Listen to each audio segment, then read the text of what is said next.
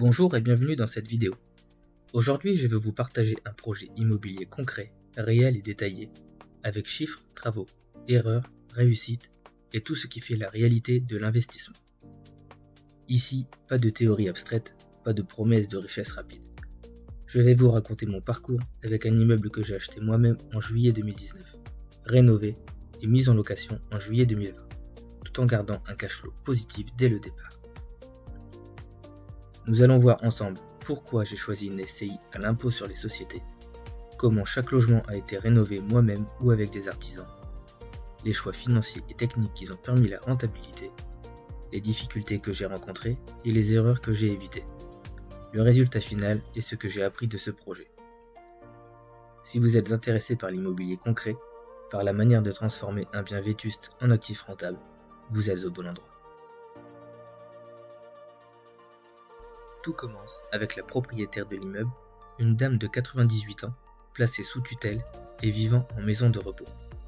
Elle avait hérité de l'immeuble après le décès de son mari et n'avait pas d'enfants avec lui. Les deux enfants de son mari vivaient à l'étranger, l'un en Espagne, l'autre aux États-Unis. Cette situation a rendu l'achat complexe et long.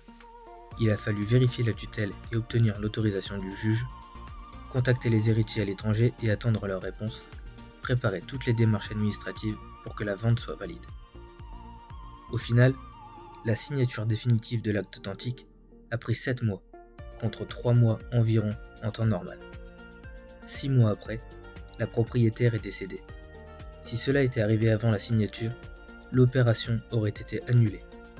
J'ai eu beaucoup de chance, mais cette acquisition montre l'importance de la patience et de la persévérance en immobilier.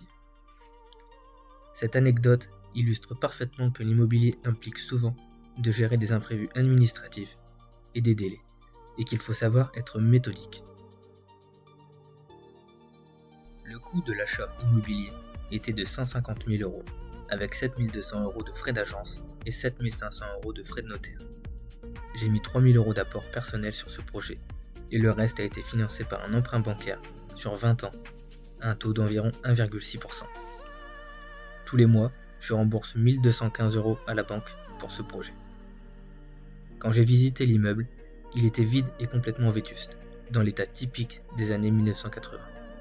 Murs et sols abîmés, jaunis, avec traces d'humidité, cuisine et salle de bain obsolètes, équipements inutilisables.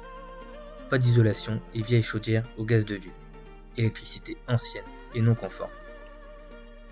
L'avantage, c'est que l'immeuble étant vide, j'avais liberté totale pour rénover comme je le souhaitais. Aucun locataire, aucun compromis sur la rénovation, ce qui est un véritable luxe. Le potentiel était énorme, mais il fallait prévoir un budget de travaux conséquent et une planification rigoureuse. Pour réaliser ce projet, j'ai créé une SCI à l'impôt sur les sociétés. Pourquoi ? Parce que sur les 4 logements, 2 sont loués en location nue et 2 sont loués en location meublée. Cette répartition a un impact fiscal important. La SCI à l'impôt sur les sociétés permet d'amortir le bien et réduire l'impôt, de séparer clairement les revenus locatifs du patrimoine personnel et de gérer les charges et le cash flow de manière professionnelle. L'immeuble est composé d'un T2 de 55 m² loué en location nue, d'un T1 de 50 m² loué en location nue, d'un studio de 35 m² loué en meublé et d'un studio de 30 m² loué en meublé. Tous sont en location longue durée, pas de colocation, pas d'Airbnb. Avantage, revenus stables, turnover faible, gestion administrative simplifiée. Chaque logement a été rénové pour être fonctionnel, moderne et facile à entretenir. Pour optimiser le budget, j'ai choisi une stratégie mixte. J'ai délégué à des artisans les tâches suivantes. La plomberie, reprise totale des évacuations et des arrivées d'eau, et pose de tous les équipements sanitaires. L'électricité, la dépose totale et l'installation complète de tout le câblage, appareillage et radiateur. Carreleur, qui m'a fait la faïence des salles de bain, car je ne m'en sentais pas capable et je risquais de manquer de temps. Les travaux que j'ai réalisés moi-même sont les suivants. Démolition complète de toutes les cuisines, salles de bain et ouverture des murs. Isolation et peinture. Sol et finition. Aménagement et pose des cuisines et salles de bain. Les travaux ont duré 1 an complet, réalisés le soir et les week-ends. À temps plein, cela aurait pris beaucoup moins de temps. Cette méthode permet de contrôler le budget tout en participant activement au projet. Chaque choix était calculé pour équilibrer coût, qualité et temps. Je n'ai pas eu de dépassement budgétaire, de retard dans les travaux, mais j'ai quand même rencontré une difficulté sur ce projet. En effet, mon voisin avait un portail installé illégalement sur la clôture commune et qu'il utilisait pour rentrer chez lui en passant par mon terrain. J'ai tenté une négociation, mais il a refusé et m'a menacé d'aller au tribunal. J'ai décidé d'interdire tout accès car il n'existait aucune servitude ou droit de passage sur mon acte de vente. Cette partie montre que l'immobilier ne se limite pas aux chiffres. La gestion des relations et la vigilance juridique sont essentielles. Côté chiffres, les voici de manière complète. Achat 150 000 €, frais d'agence 7 200, frais de notaire 7 500, travaux 55 000, apport 3 000 €, constitution de la SCI 1 000 €. Chaque mois, je rembourse mes charges fixes qui sont les suivantes. Crédit 1 215 €, assurance propriétaire non occupant 33 €, électricité 31 €, frais bancaires 2 €, comptabilité 70 €, taxe foncière mensualisée 430 €. Avec 2 340 € de revenus locatifs mensuels, l'opération est positive. Le rendement brut est de 12 à 13%, ce qui est très solide pour un projet locatif classique.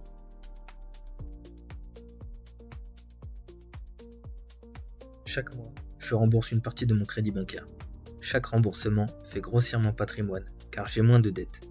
Et comme mes loyers couvrent largement mes charges, je génère en plus un cash flow positif d'environ 560 € par mois, ce qui fait que je gagne de l'argent et augmente ma richesse en même temps.